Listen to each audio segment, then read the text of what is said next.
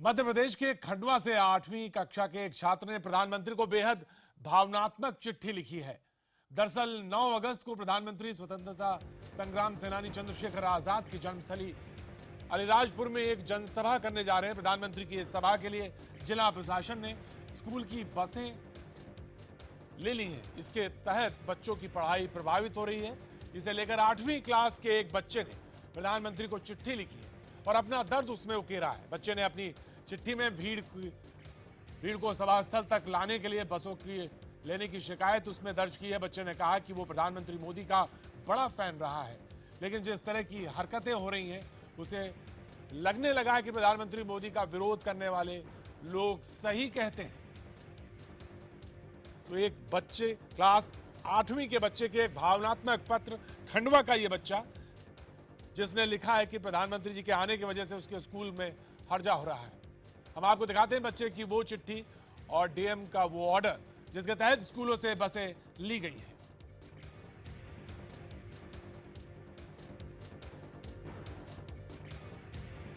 आइए आपको दिखाते हैं छात्र देवांश के लिए के लिखे चिट्ठी के कुछ अंश।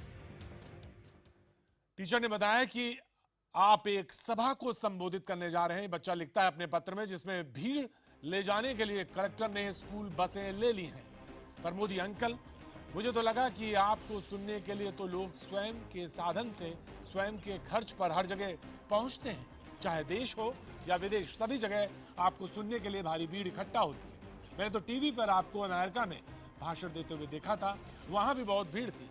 मुझे पता है कि वहां तो लोग आपको सुनने स्कूल बस में बैठकर नहीं पहुंचे थे। जब पिछली बार जब आप सीहोर विदिशा आए थे, तब भी मेरी स्कूल बस 2 दिन नहीं आई थी। मैंने बस वाले अंकल से कहा कि हमारी बस तो बच्चों के लिए है ना, उसमें दूसरे लोगों को क्यों बैठा रहे हो? तो कहने लगे कलेक्टर और आरटीओ के ऑर्डर हैं, नहीं मानेंगे तो बस बंद करवा देंगे। ज्यादा चीपों को तो स्कूल भी बंद करवा देंगे शिवराज मामा। मोदी अंकल, आपको तो हमारी पढ़ाई और भविष्य की चिंता है ना। प्लीज आप शिवराज मामा से बोल दो ना कि आपकी सभा के लिए स्कूल बसों में लोगों को ढोकर लाने की जरूरत नहीं है। अब हम आपको डीएम का वो ऑर्डर जिसके तहत स्कूलों से बसें ली गई, आइए उस ऑर्डर को हम आपको दिखाते हैं जिसके तहत ये बसें ली गई हैं। ये चिट्ठी एक बच्चे की वो चिट्ठी जिसे आप देख रहे हैं, और वो डीएम का आदेश जिसके तहत स्कूल की बसें प्रधानमंत्री के जो 9 अगस्त को पहुंच रहे हैं उसके खंडवा में, उससे बसें ली गई हैं स्कूल से। उसके तहत उसने ये पत्र लिखा है। अब आइए अब आपको सुनाते हैं देवांश ने प्रधानमंत्री मोदी से क्या अपील की है। माननीय मोदी जी से ये अपील की है कि वो जो हमारे स्कूल बसेस जब उनकी सभा लगती है तब वो लेते हैं, तो उससे हमारे स्कूल की स्टडीज़ डिस्टर्ब होती है। क्योंकि जब बस ले जाते हैं तो हम लोग स्कूल नहीं आ पाते हैं। और ये अपील मैंने मेरी तरफ से ही नहीं, सब स्कूलों के बच्चों की तरफ से की है। वहीं देवांश के स्कूल के निदेशक ने बताया कि उन्हें 2 दिन पहले से ही जिला प्रशासन ने आदेश मिला है और इसकी वजह से पढ़ाई प्रभावित हो रही है। हमारे स्कूल के ही एक बच्चे ने प्रधानमंत्री जी को पत्र लिखा है इस संबंध में, और मुझे लगता है कि चूंकि मोदी जी बहुत गंभीर व्यक्ति हैं और वो इन महत्वपूर्ण बातों को जानते हैं कि किस तरह से हमको रूट लेवल पे एजुकेशन को यदि मजबूत करना है तो मिनिमम इंटरफेरेंस करने पड़ेगा। तो मुझे लगता है कि निश्चित रूप से इसके नतीजे आएंगे, लेकिन एक सामान्य रूप से ये प्रशासन के सोचने की बात है कि जिस तरह से हम एम्बुलेंस को मुक्त करते हैं तो स्कूल बसेस को भी एग्जाम किया जाना चाहिए। तो खंडवा के एक बच्चे ने, 8वीं क्लास के बच्चे ने एक बड़ा भावनात्मक पत्र लिखा है मोदी को, और उसमें जिक्र किया है कि उसकी पढ़ाई प्रभावित हो रहा है। हमारे साथ हमारे सहयोगी मनोज फोन लाइन पर जुड़ रहे हैं। मनोज ने पत्र में उसने शिवराज मामा का भी जिक्र किया है और मोदी अंकल का भी जिक्र किया है। उसने कहा कि ज्यादा चीपों करेंगे तो शिवराज मामा स्कूल बंद करवा देंगे, इसका जिक्र किया है। और मोदी अंकल से कहा है कि मेरी बसें आपसे प्रभावित हो रही हैं, लिहाजा हमारी पढ़ाई प्रभावित हो रही है। बड़ा भावनात्मक पत्र है मनोज। वाकई भी, क्योंकि पिछली बार भी जब श्योपुर में सभा हुई थी शेरपुर में सभा हुई थी, उस समय भी इस तरह की शिकायतें तमाम स्कूलों की तरफ से आई थी कि उस समय दावा किया गया था कि 5 लाख से ज्यादा किसानों को इकट्ठा किया जा रहा है। लेकिन वो 5 लाख से ज्यादा किसान अगर किसी जगह पर इकट्ठे होंगे तो कैसे होंगे? आने के लिए कुछ ना कुछ साधन की जरूरत पड़ेगी, और उस साधन के लिए सबसे आसान होता है प्रशासन के लिए कि स्कूलों की बसों को आप एक्वायर कर लीजिए, आप उनको रिक्विजिशन दे दीजिए कि हमको ये गाड़ियां चाहिए, और उसके बाद स्कूल के पास कोई चारा नहीं होता। तो एक तरह से ये लड़के ने बड़ी एक पुरानी समस्या है तमाम स्कूलों की, उस समस्या की आवाज इस बच्चे ने दी है। जिस तरह से बसों को एक्वायर किया है, जबरन एक्वायर कर लेते हैं कि आप अपनी बसें दीजिए, नहीं तो उसने उसमें उल्लेख किया है कि चीपों करेंगे तो शिवराज मामा बंद करवा देंगे। तो इस तरफ से बात सिर्फ मोदी अंकल से नहीं कही है, शिवराज मामा की तरफ भी इशारा है कि अगर हम ज्यादा कहेंगे तो बंद करवा देंगे स्कूल भी।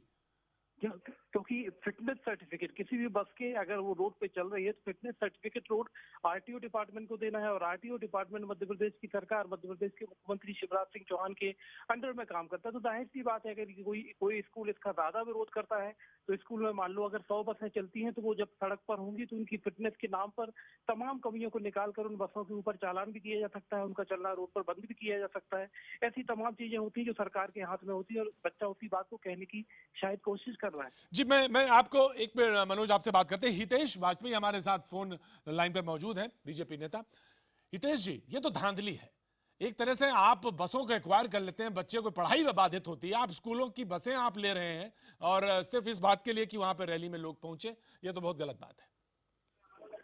देखिए, मैं आपको ध्यान दिलाना चाहूंगा कि 9 अगस्त को काकोरी कांड की वर्षगांठ होती है, जिससे कि प्रधानमंत्री जी देश में 15 अगस्त के पर्व को ध्यान में रखते हुए एक 15 दिन हितेश जी माफ करिएगा, हितेश जी आप पढ़ाई क्यों शहीद करे दे रहे हैं बच्चों की? वो कह रहा सीधे कि आप मेरी पढ़ाई शहीद करे दे रहे हैं, ये बात सही नहीं है। मैं आपको बता रहा हूँ, तो 15 दिन का जो कार्यक्रम लेने वाले हैं कि जरा याद करो कुर्बानी, और हम उन लोगों को याद करना चाहते हैं जिन लोगों ने इस देश को आज बनाया है और जिसकी वजह से आज पाठशालाएं चल रही हैं और हम सब मिलकर इस देश को आगे बदलने का प्रयास कर रहे हैं। तो मुझे लगता है एक बहुत बड़ा कॉज है, और 15 अगस्त को आप बच्चे की पढ़ाई, बच्चे की स्कूल सिस्टम, उसकी कुर्बानी लेंगे, उसके बाद याद करेंगे। आप अपनी व्यवस्था करिए।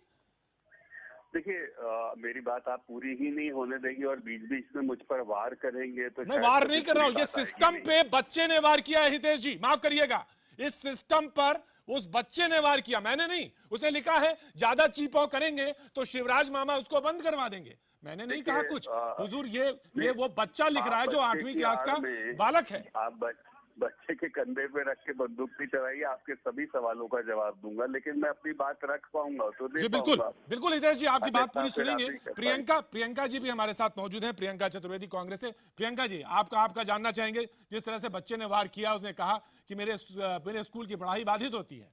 प्रियंका जी, एक तो मैं कहूंगी ये बच्चा वार नहीं कर रहा है, वो है उस प्रधानमंत्री से जो हर हफ्ते मन की बात करते हैं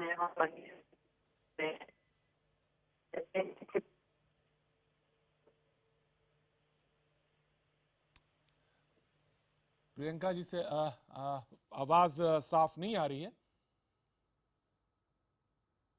हितेश जी, हितेश जी आप कह रहे थे कि हम बात कहना चाहते हैं अपनी। मैं ये सवाल पूछ रहा था कि आपने मेरी बस ले ली, ये बच्चा कह रहा है, तो हम कैसे पढ़ने जाएं? जी, इस प्रकार के विषय हमेशा उठते आए हैं, और जैसे कि हम ईद की छुट्टी करें तो लोग कह सकते हैं कि हिंदुओं का तो ईद से कोई संबंध नहीं है, छुट्टी क्यों की जा रही है। हम दिवाली की छुट्टी 2 दिन की करते हैं तो अल्पसंख्यकों की बात आप उठाते हैं, वो कह सकते हैं कि साहब हमारा कोई दीपावली से कोई संबंध, हमारी पढ़ाई का नुकसान हो रहा है। कुछ लोग ये भी कह सकते हैं कि रविवार को स्कूल लगाए जाना चाहिए, क्योंकि रविवार से हमारा कोई सरोकार नहीं, हमें तो बच्चों का भविष्य चाहिए है।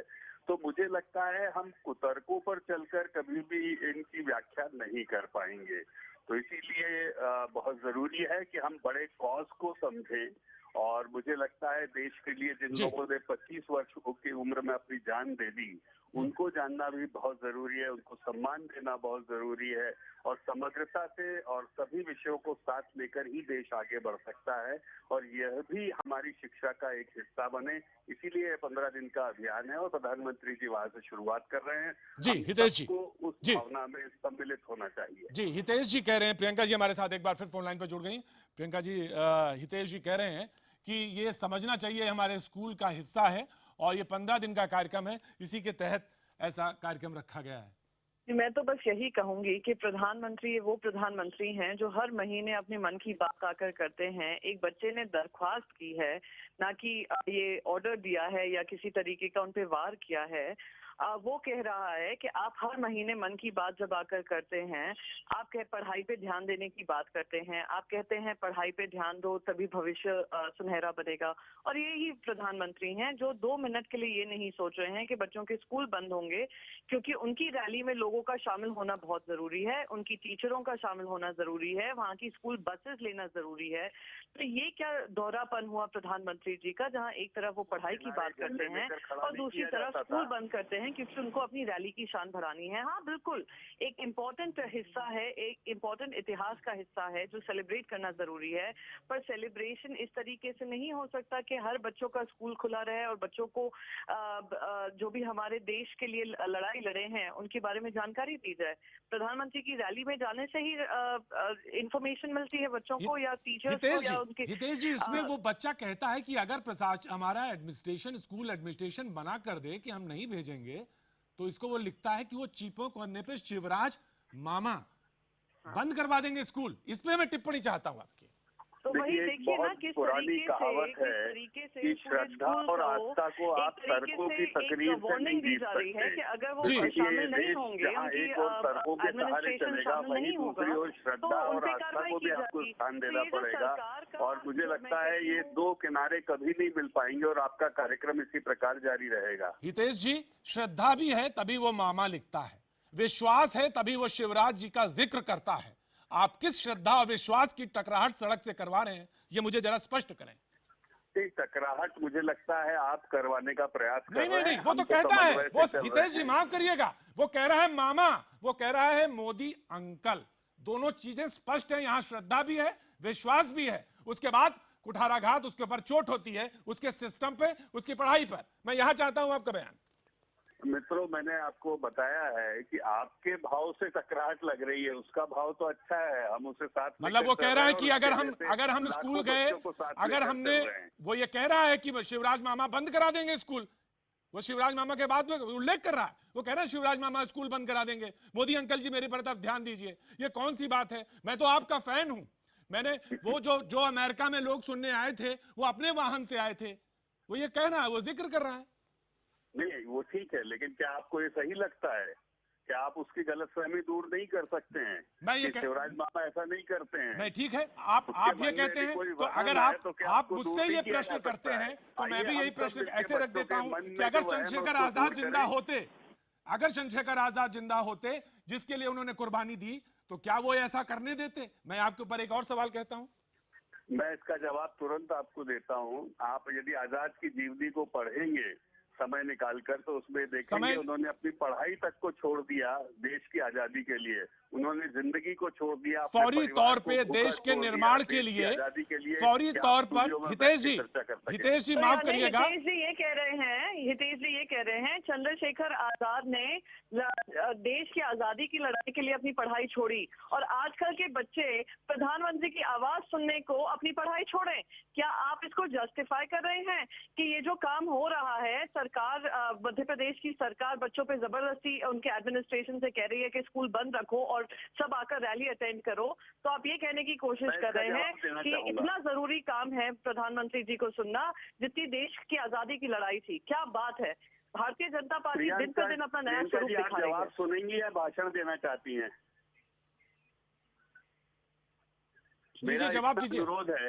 मेरा इतना अनुरोध है, प्रियंका चतुर्वेदी जी जिस पार्टी से आती हैं, उस पार्टी पर दाग लगे हैं कि आजाद को कहीं ना कहीं उनके साथ जो घटना घटी है उसमें उनके हुक्मरान का रोल है और वो कभी नेहरू जी से बाहर आकर सोच नहीं सके और शायद इसीलिए प्रियंका जी को तकलीफ हो रही है कि आज आजाद के नाम पर देश इकट्ठा हो रहा है, तो शायद उनको पच नहीं रहा है।